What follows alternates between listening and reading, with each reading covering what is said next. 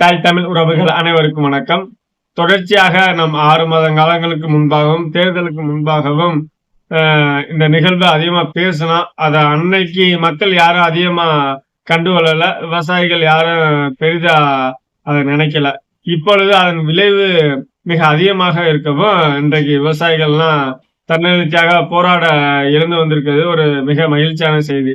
என்ன அது அப்படின்னா, மதுரை மாவட்டம் கொட்டாம்பட்டி அருகாமையில் பாலாற்றின் குறுக்கே 9 கோடி ரூபாய் மதிப்புல தடுப்பணை கட்டுவதற்கு கடந்த ஆட்சி, அதாவது திமுகவின் ஆட்சியில இருக்கும்போது முதல்வர் ஐயா மு.க. ஸ்டாலின் அவர்கள் இந்த திட்டத்தை மதுரையில அறிவிக்கிறாங்க. 12வது மாசம் அன்னைக்கே இந்த திட்டம் வந்துச்சு, இந்த அணை கட்டப்பட்டுச்சு. அப்படின்னா இதன் பின்னாடி இருக்கக்கூடிய விவசாயிகள், குறிப்பாக கிருங்காக்கோட்டை, சிங்கம்னரி, காலாப்பூர் போன்ற விவசாயிகள் பெரிதும் பாதிக்கப்படுவாங்க.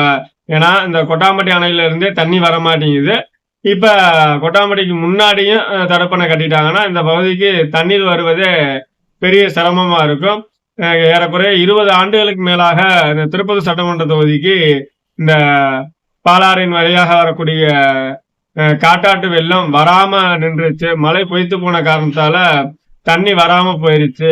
இந்த மாதிரி தடுப்பணையை கட்டி விவசாயத்தை விட்டு வெளியேற்றக்கூடிய ஒரு நிகழ்வுல தொடர்ச்சியாக இந்த அரசு ஈடுபட்டு இருக்கு அப்படின்ற தகவலை முன்னெடுத்து வச்சிருந்தா இந்த விவசாயிகள் பெருமக்கள் அதிகமா கவனம் செலுத்தி சட்டமன்ற தேர்தலில் இத மிகப்பெரிய அளவு எதிரொலிக்க செய்யணும் அப்படின்னு சொல்லியிருந்தான்.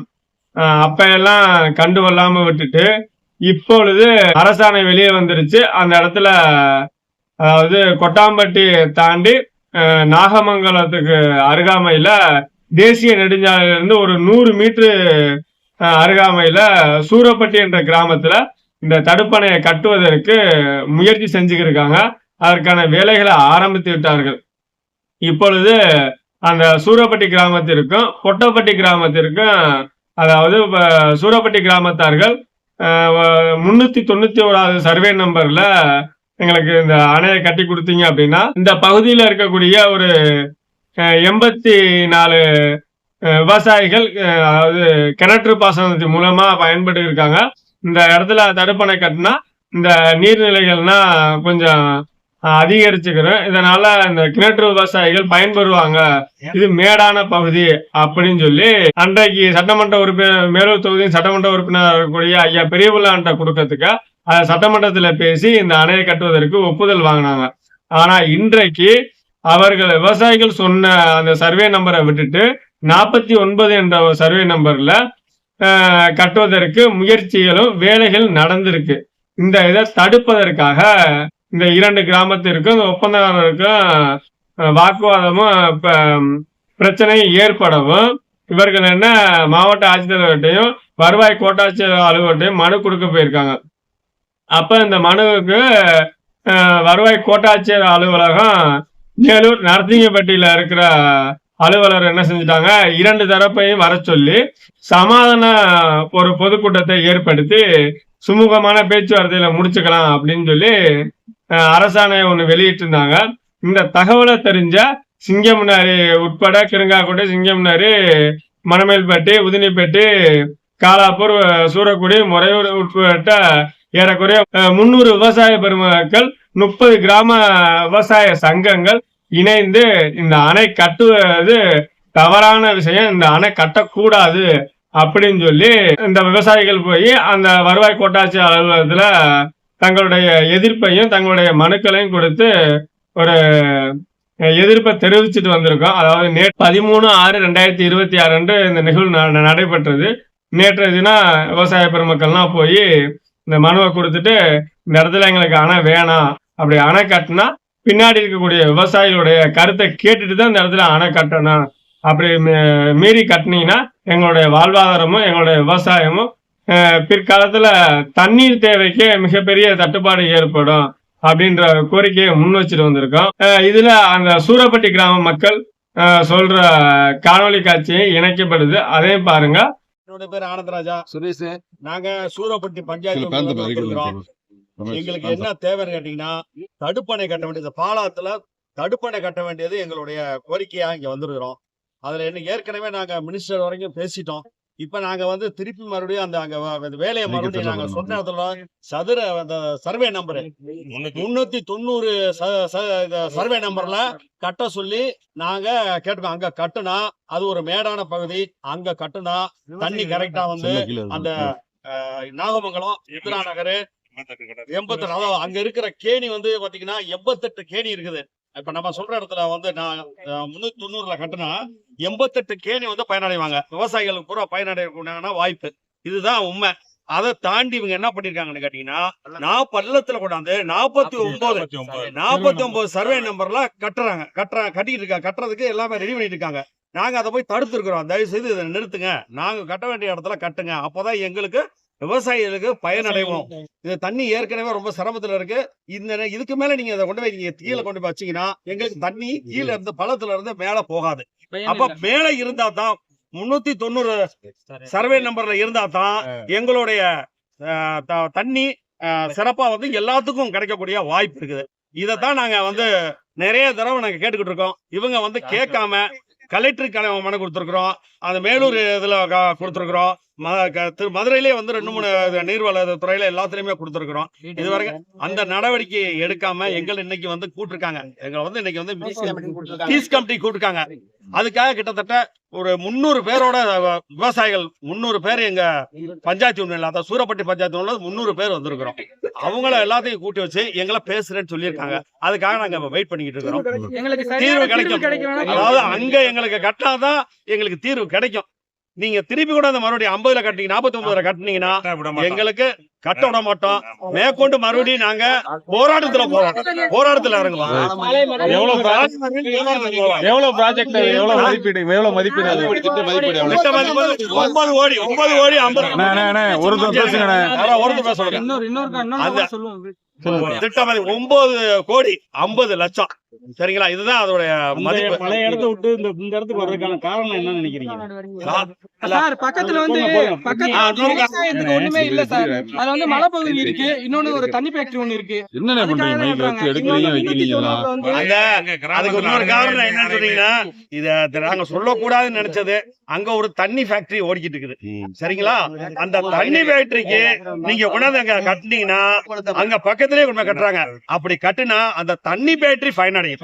சரிங்களா? இந்த விவசாய பூரா பயனடைகிறதுக்கான வாய்ப்பே கிடையாது. இதைத்தான் நாங்க திருப்பி திருப்பி சொல்றோம், வேணாமியான மணல் பகுதியான இவங்க ஆரம்பிச்சிருக்க இடம் நல்ல மணல் பகுதியான இடம். மணல் அல்னாலே இவங்களுக்கு சரியா இருக்கும், ஓரளவுக்கு இவங்களுக்கு போயிடும். அதனாலதான் இவங்க என்ன பண்றாங்க, நாங்க சொல்ற 390ல கட்ட மாட்டேன்னு கொண்டாந்து 49ல கட்டுறேன்னு சொல்லி வம்பு பண்ணிட்டு இருக்காங்க. இதைத்தான் நாங்க வேண்டாமையா பண்ணாதையா. மணல் ஒரு பெரிய விஷயம் அவங்களுக்கு. ஏன்னா அதனால வந்து இப்ப இங்க கட்டினா அந்த இதெல்லாம் வராது அப்படின்ற ஒரே காரணத்துக்காக இவங்க அதை க்ளோஸ் பண்ணி இங்கெல்லாம் கட்டுவோம் அப்படி நிக்கிறாங்க. ஆனந்தராஜுங்க, ஆனந்தராஜ், ஊர் சூரப்பட்டியா. அது மட்டும் இல்லாம 15 கிராம பொதுமக்களும் விவசாயிகளும் எதிர்ப்பை தெரிவிச்சு அவங்க மனு கொடுத்துட்டு வந்து ஊடகத்துக்கு முன்னாடி பேட்டி அளிக்கிற அந்த நிகழ்வையும் பாருங்க. என் பேர் அருண். பாலாறு படுகை பாசன விவசாயிகள் கூட்டமைப்புல வந்து இன்னைக்கு வந்திருக்கிறோம். நாங்க நீண்ட காலமா என்ன கேட்கிறோம்னா, எங்கள் பகுதி வந்து வறட்சியான பகுதி. வறட்சியான பகுதியில வந்து காற்றாற்று வெள்ளங்கள் வந்து வரக்கூடியது, செந்துறையில இருந்து வரக்கூடிய பகுதி. இதுல வந்து நிறைய தடுப்பணைகளை கட்டி வரக்கூடிய வரத்துக்கால் வேலை வர நிப்பாட்டிட்டாங்க. இப்ப என்னன்னு பாத்தீங்கன்னா, ஒரு சென்ற ஆண்டு என்னன்னு கேட்டீங்கன்னா, ஒரு 6 மாதத்துக்கு முன்னாடி ஒரு 7.5 கோடி ரூபாயில தடுப்பணை கட்டினாங்க. அப்பயே நாங்க வந்து இது வந்து அப்ஜெக்ஷன் தெரிவிச்சிருந்தோம். பொதுப்பணித்துறையில இருந்து எந்த ஒரு ரெஸ்பான்ஸுமே இல்ல. இப்ப மறுபடியும் பாத்தீங்கன்னா 9.5 கோடிக்கு ஒரு தடுப்பணை கட்டுறாங்க. எந்த கீழ் விவசாயிகள் வந்து பாதிக்கப்படுறாங்க அப்படின்னு நான் கேட்கிறப்ப எந்த ஒரு கருத்துமே கேட்கல. அரசாங்கத்துல ஒரு திட்டம் வர்றதுக்கு முன்னாடியே வந்து ஒரு அந்த கீழ்ப்பகுதி விவசாயிகிட்ட கருத்து கேட்டுதான் கட்டணும். மேகதாதுல இப்ப இன்னைக்கு என்ன நடக்குது பிரச்சனை, அதே மாதிரிதான் இங்கேயும் இந்த பிரச்சனை நடந்துகிட்டு இருக்கு. அதனால இந்த தற்காலிகமாக இந்த அணையை நிப்பாட்டிட்டு, வேலையை வந்து நிப்பாட்டிட்டு, இந்த விவசாயிகள் கீழ்ப்பகுதியில இருக்கிற ஒரு 30க்கும் மேற்பட்ட கிராம விவசாயிகள்கிட்ட கருத்து கேட்டுதான் கட்டணும் அப்படிங்கிற ஒரு கருத்தை வலியுறுத்தி இன்னைக்கு ஆர்டிஓட்ட வந்து இன்னைக்கு மனு கொடுத்துருக்கோம். அந்த கீழே இருக்க கூட்டமைப்பு பாலாறு படுகை பகுதியில் இருக்க கூட்டமைப்பு விவசாயிகள் வந்து ஒரு 30க்கும் மேற்பட்ட கிராமத்துல இருந்து வந்து இன்னைக்கு மனு 100 கிராமம் உடனடியாக வந்து மாவட்ட ஆட்சியர்கிட்ட வந்து இந்த கருத்தை நாங்க பதிவு பண்ணி இதை தற்காலிகமா நான் என்னங்கிற பேருங்க சோர்ஸ் பேசுறேன் அப்படின்னு இருக்காங்க. அடுத்து உங்களுக்கு என்ன வேணும் அப்படின்னு கேட்டாங்க. எங்களுக்கு வந்து நீங்க வந்து இது வந்து வைகை காவேரியில கட்டக்கூடிய திட்டம், இது தடுப்பணைங்கிறது பேரே வந்து தடுப்பணை. இந்த பகுதியில எந்த நீர் ஆதாரம் வருது, இப்ப தடுப்பணை கட்டுறாங்களா, இந்த தடுப்பணையில எங்கிருந்து நீர் வருது, தண்ணியே வரல, வராத இடத்துல எதுக்கு இந்த தடுப்பணை கட்டணும்? இப்ப 2 ஆண்டுகளா வந்து எங்க பகுதியில தண்ணியே வரல, குடிநீருக்கே ரொம்ப தட்டுப்பாடா இருக்கு. தென்னை வந்து பொள்ளாச்சி, பேராவூரணி, பட்டுக்கோட்டையில அதிகமா எப்படி கெஜெட்ல இன்னைக்கு 3வது இடத்துல கொட்டாம்பட்டி பகுதி இருந்துச்சோ, இன்னைக்கு அந்த கெஜெட்ல இல்ல, தென்னை வந்து பட்டுக்கிட்டு இருக்கு. அப்ப நாங்க என்ன கேக்குறோம், இல்ல வறட்சியான பகுதியா நீங்க அரசு அறிவிங்க. இனி நாங்க அடுத்த கட்ட இப்ப இன்னைக்கு ஆட்சியர்கிட்ட அவங்க வந்து பேசிட்டு எங்களுக்கு முடிவு சொல்றோம்னு இருக்காங்க. சொல்லலைன்னா இந்த கூட்டமைப்புல இருந்து நாங்க ஒரு பெரிய வந்து ஒரு போராட்டத்தை வந்து நடத்துறதா முடிவு பண்ணியிருக்கோம். நிரந்தர சொல்யூஷன் எங்களுக்கு வேணும். இப்போதைக்கு தற்காலிகமா நிரந்தர சொல்யூஷன்ங்கிறது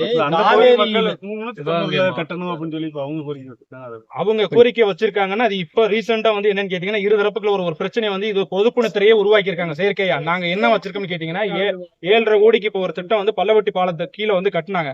அப்ப வந்து அவங்கள்ட்ட என்ன கேட்டோம்னா, எந்த விவசாயி இந்த திட்டத்தை வந்து உங்கள்ட்ட கேட்டாங்க? நாங்க வந்து ஒரு 5 ஆண்டு காலாக சின்ன சின்ன விவசாயிகள் கேட்டிருக்கிற மடை சரி பண்றதுக்கு, இதுக்கு கீழே இருக்கிற ஒரு மடைகள் வந்து தடுப்பணையில பாத்தீங்கன்னா இன்னும் எதுவுமே பராமரிப்பு பணியை செய்யாதப்ப இந்த திட்டங்களை யாரு கேட்டான்னு சொல்லல. இதுக்காக அவங்க ரெக்கார்டை ரெடி பண்றதுக்காக 2 தரப்புல வந்து ஆதரவுங்கிற மாதிரி ஒரு தரப்பு ஒரு பிரச்சனையை உருவாக்கி அவங்கள ஒரு செயற்கையா வந்து இது பொதுப்பணித்துறை தான் முழுக்க மேலூர் பொதுப்பணித்துறை அலுவலகம் தான் இது பண்றாங்க. விவசாயில வந்து பிரித்தாள் சூழ்ச்சியை கொண்டாந்து எங்களுக்குள்ள வந்து பிரச்சனை உருவாக்குறதுக்கு அவங்க பண்றாங்க. எங்களோட கோரிக்கை வந்து என்னன்னு கேட்டீங்கன்னா, இதை தற்காலிகமா நிப்பாட்டி வச்சுட்டு இந்த கீழே இருக்கிற பகுதி ஒரு 30க்கும் மேற்பட்ட ஒரு 100க்கும் மேற்பட்ட கிராம விவசாயிகள் இருக்காங்க, இவங்கள்ட்ட கருத்து கேட்டுதான் இதை கட்டணும் அப்படிங்கிற ஒரு கோரிக்கை. எங்களுடைய கோரிக்கை என்னன்னா, முதல்ல இந்த அணையை கட்டக்கூடாது. 1 லட்சம் ஏக்கர் பாசன வசதி பாலாறு பகுதி பாசன விவசாயிகள் கூட்டமைப்பு ஒருங்கிணைப்பாளர். இதுல இருந்து அரசு அதிகாரிகளும் இந்த தமிழக அரசும் இந்த விவசாயிகளுக்கு ஒரு நல்ல தீர்ப்பை கொடுக்கணும். ஏன்னா பெரிய ஆறு, அதாவது காவேரி இல்ல வைகை போன்ற பெரிய ஆறுகள்ல தடுப்பணை கட்டி அந்தந்த பகுதிகளுக்கு தேவையான நீரை கொண்டு செல்வதற்கு வழித்தடை ஏற்படுத்தணுமே தவிர்த்துட்டு, இது போன்ற காற்றாற்று வெள்ளம் வரக்கூடிய ஆறுகளின் குறுக்கே வந்து தடுப்பணையை கட்டுவது வந்து மிக தவறான ஒரு செயல். இப்ப ஒரு ஊருக்கோ இல்ல ஒரு 5-6 கிராமங்களுக்கு தண்ணீரை பாலாற்றின் வழியாக பிரித்து கொண்டு செல்வதற்கு ஒரு தடுப்பணை கட்டினா சரியா இருக்கும். ஆனா இந்த அரசாங்கம் என்ன செய்யறாங்கன்னா, இந்த அரசாங்கமும் அரசு அதிகாரிகளும் தவறான போக்குல வந்து, அதாவது ஒரு 3 கிலோமீட்டர் இல்ல 5 கிலோமீட்டருக்கு ஒரு தடுப்பணை கட்டுறாங்க. இந்த தடுப்பணைனால எந்த ஒரு பயனும் கிடையாது. அந்த சுற்று இருக்கக்கூடிய 2 கிலோமீட்டர் அளவிலான நீர்நிலைகள் வந்து அதோட நீர்நிலை மட்டம் வந்து உயர்வதற்காக அதை கட்டுறோம் அப்படின்னு சொல்லி ஒரு தவறான திட்டத்தின் மூலம் அதை செயல்படுத்துறாங்க.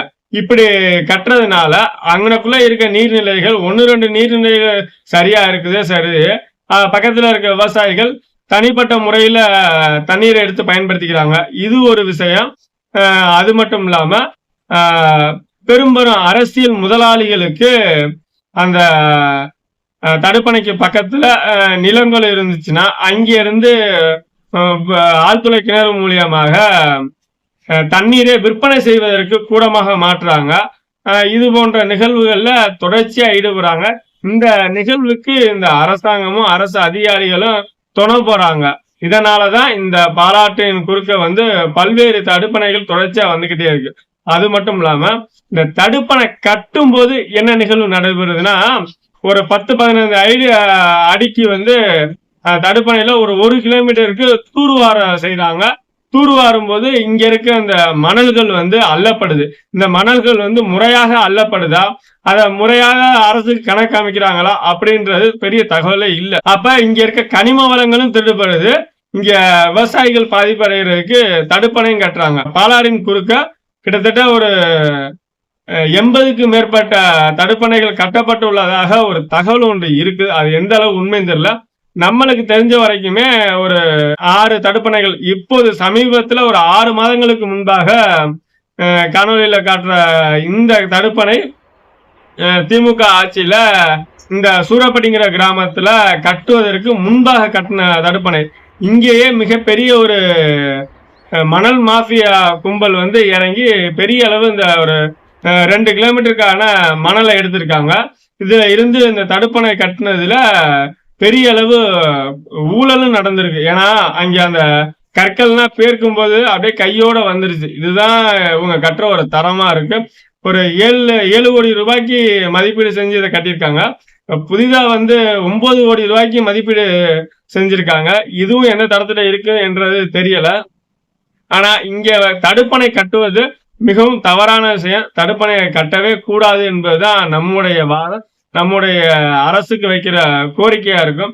ஏன்னா அது காற்றாட்டு வெள்ளம் வர்றது, காற்றாட்டு வெள்ளம் வரும்போது அங்கங்கே தடுப்பணையை போட்டு தடுத்துட்டோம் அப்படின்னா கடைமடை விவசாயிகளுக்கு நீர் போய் சேராது. அதனால இந்த தடுப்பணையை தவிர்த்துட்டு விவசாயிகளுக்கு தேவையான நீரை அவங்க பகுதிக்கு கொண்டு செல்வதற்கு என்ன வழியோ அதை ஏற்படுத்தி கொடுக்கணும்.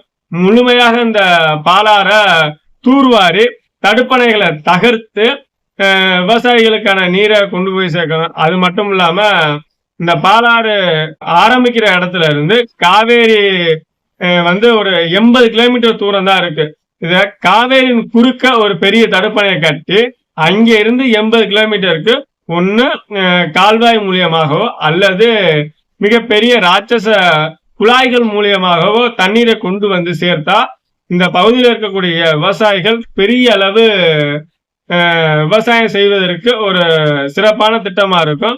இத கிட்டத்தட்ட ஒரு 20 ஆண்டுகளுக்கு மேலாக இந்த காவேரி குண்டாறு இணைப்பு திட்டத்தை செயல்படுத்தி கொடுங்க அப்படின்னு சட்டமன்ற உறுப்பினர், அமைச்சர் பெருமக்கள், அரசு அதிகாரிகள்கிட்ட அனைவர்கிட்டயுமே நாங்க மனு கொடுத்தாலும் தகவல் சொன்னாலும் அவர்கள் என்ன சொல்றாங்கன்னா, காவேரி பள்ளத்துல இருக்கு, நீங்க மேடான பகுதியில இருக்கீங்க, தண்ணீர் வருவதற்கான சாத்தியக்கூறுகள் இல்லை, அதாவது புவியீர்ப்பு விசையின் காரணமாக தண்ணீர் வருவதற்கு சாத்தியக்கூறு இல்லை அப்படின்ற தகவலை எங்களுக்கு கொடுக்குறாங்க. அதாவது இதே இது நம்முடைய முன்னோர்கள் காலத்துலனா, அதாவது சங்க காலத்தை எடுத்துக்கிட்டோம், முன்னோர்கள் காலத்தை எடுத்துக்கிட்டோம்னா சோழர்கள் காலத்துல பல்வேறு பள்ளத்தாக்கான பகுதியில இருந்து மேடான பகுதிக்கு எளிய முறையில எப்படியெல்லாம் தண்ணீரை கொண்டு போய் சேர்க்கலாம் அப்படின்ற வழிவகையெல்லாம் செஞ்சிருக்காங்க. அதாவது இந்த பகுதியில தண்ணி பள்ளத்துல இறங்கும், அந்த பகுதியில போய் மேட்டுல போய் கீழே இருந்து தண்ணி மேலே ஏறி வெளியே, அதாவது எந்த பக்கத்துக்கு போகணுமோ அந்த பக்கத்துக்கு சரியான முறையில செய்யற அளவுக்கு தொழில்நுட்பத்தை வகுத்த நம் தமிழ் முன்னோர்கள் இன்றைக்கும் அதை எப்படி செயல்படுத்திருக்காங்க அப்படின்ற இன்றைக்கு இருக்க விஞ்ஞானத்தின் மூலியமா அறிந்து அதெல்லாம் செயல்படுத்தலாம். அதெல்லாம் செயல்படுத்துவதற்கு இந்த அரசு அதிகாரிகளும் முன் வர மாட்டேங்கிறாங்க. இன்றைக்கும் அதெல்லாம் இந்த செஞ்சிக்கோட்டை பகுதி, தஞ்சாவூர், கல்லணை இது போன்ற பகுதிகளில் இன்றைக்கு இதெல்லாம் நடைமுறையில இருக்குது. இதெல்லாம் முன்னெடுத்து வச்சு அரசு அதிகாரிகள்கிட்ட சொன்னாலும் அதை கேட்க மாட்டேங்கிறாங்க. அது மட்டும் இல்லாம இந்த காவேரியில இருந்து ஈரோடு, திருப்பூர், கோயம்புத்தூர் இந்த முக்கிய மாவட்டத்துக்கு நம்முடைய சங்கரலிங்கனார்னு சொல்லி அன்றைக்கு இருந்த 13ஆம் நூற்றாண்டில் இருந்த தமிழ் அரசர் இங்க காவேரியில இருந்து மிகப்பெரிய ஒரு கால்வாயை வெட்டி தண்ணீரை கொண்டு போய் சேர்த்த ஒரு நிகழ்வெல்லாம் இருக்குது. அப்ப இது காவேரிங்கிறது பள்ளமான இடம், ஈரோடுங்கிறது மேடான பகுதி. பள்ளமான இடத்துல இருந்து மேடான பகுதிக்கு எந்த அளவு கால்வாயை வெட்டி தண்ணீரை கொண்டு போய் சேர்த்திருக்காங்க அப்படின்றத நம்மலாம் இந்த இடத்துல நல்லா தெரிஞ்சுக்கணும். அதனால இது போன்ற விஷயங்களை அந்த அரசு அதிகாரிகளும் கவனத்துல எடுத்து செயல்படுத்த முன் வரணும். அதாவது விவசாயிகளுடைய குறைகள் என்ன என்பதை கேட்டு அதற்கு தகுந்த மாதிரி திட்டங்களை வகுக்கணுமே தவிர்த்துட்டு ஏதோ ஒரு திட்டத்தை நம்ம அறிவிக்கிறோம், அந்த பக்கத்துல ஒரு அணையை கட்டுறோம் அப்படின்னு சொல்லி மக்களுடைய வரி பணத்தையும் அரசு பணத்தையும் தேவையில்லாம வீணடிப்பது மூலியமாக இந்த பகுதிகளில் இருக்கக்கூடிய கனிம வளங்கள் அதிகமா திருடப்படுகிறது அப்படின்ற ஒரு உண்மையையும் சொல்லிக்கிறேன். இதனால ஒரு சில 100 அரசியல் பெரும் முதலாளிகளும் கார்பரேட் தொழிலாளர்களும் பயன்பெறுவதற்கான திட்டங்களை மட்டுமே நீங்க வழிவகை செய்றீங்க.